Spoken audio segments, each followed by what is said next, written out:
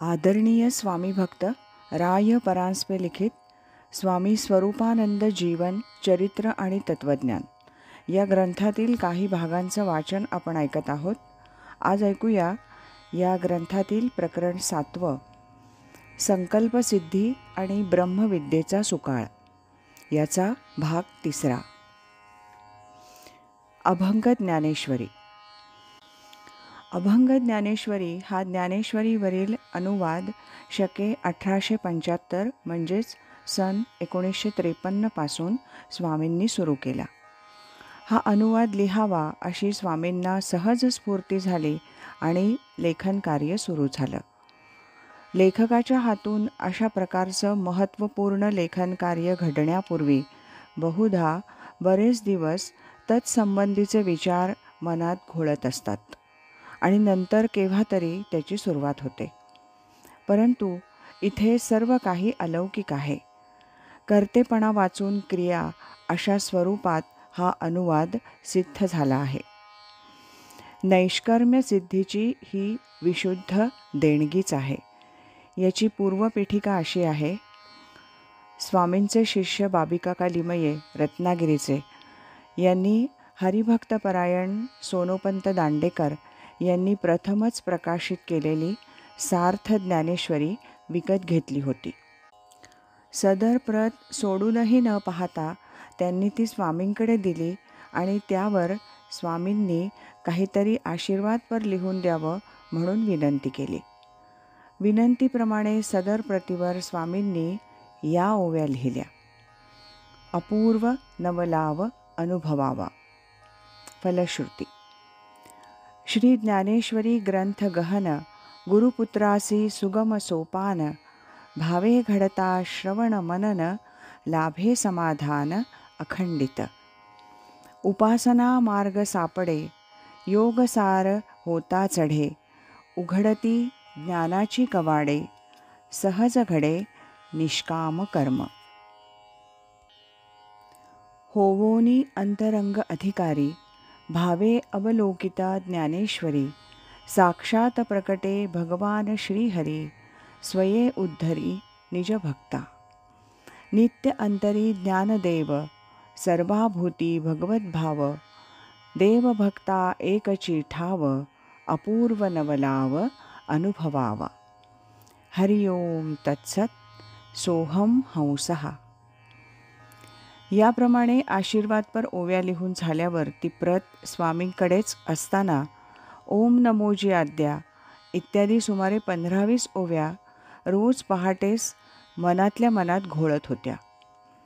याप्रमाणे ओव्यांचं चिंतन चालू असता 4थ्या दिवशी पहाटेस सहजच आत्मरूपा तुझ करी नमस्कार तुझा जय जयकार असो देवा इत्यादी अभंग चरण स्वामींना स्फुरले आणि त्याचवेळी सर्व ओव्यांचा अभंगानुवाद करावा आणि त्याला अभंग ज्ञानेश्वरी असं नाव द्यावं अशी स्फूर्ती झाली.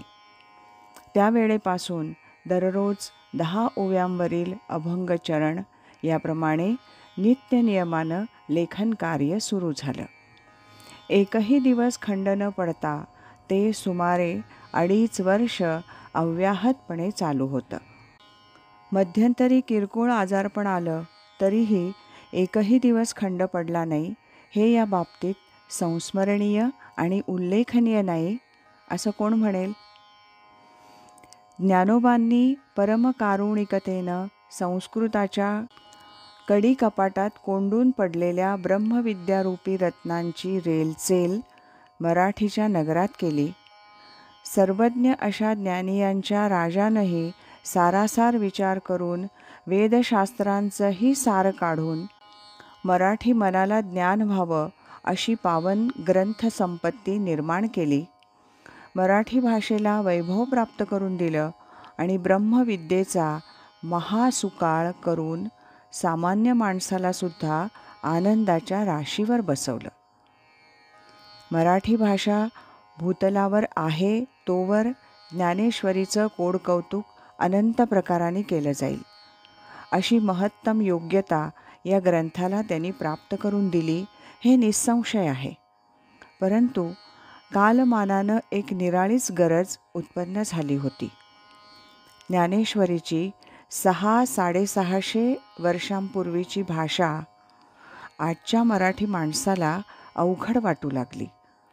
ज्ञानेश्वरीचा सामान्य अर्थ लक्षात येण्यालासुद्धा सामान्य माणसाला अडचण वाटू लागली. म्हणून ज्ञानेश्वरी ग्रंथ छापताना अनेक शब्दांवर टिपा देण्यात येऊ लागल्या. प्रत्येक ओवीचे अर्थही देण्यात आले.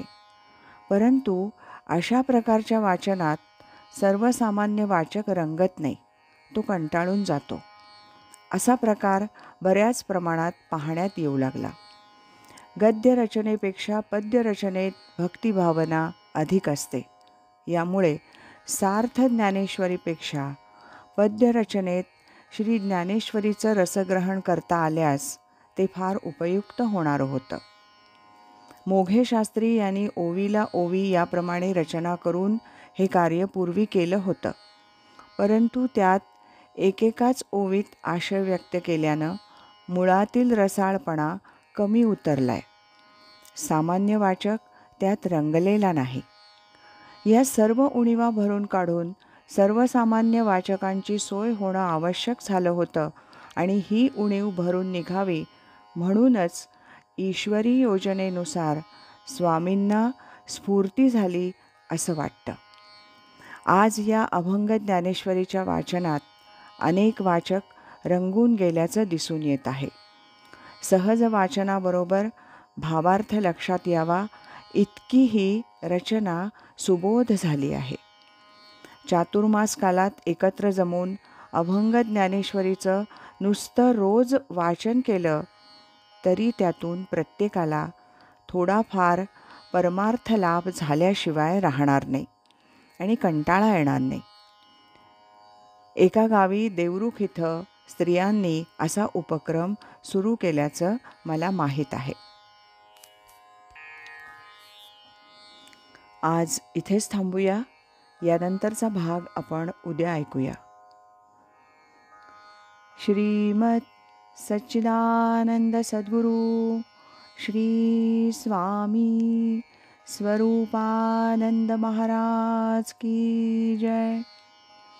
हरि ओम तत्सत.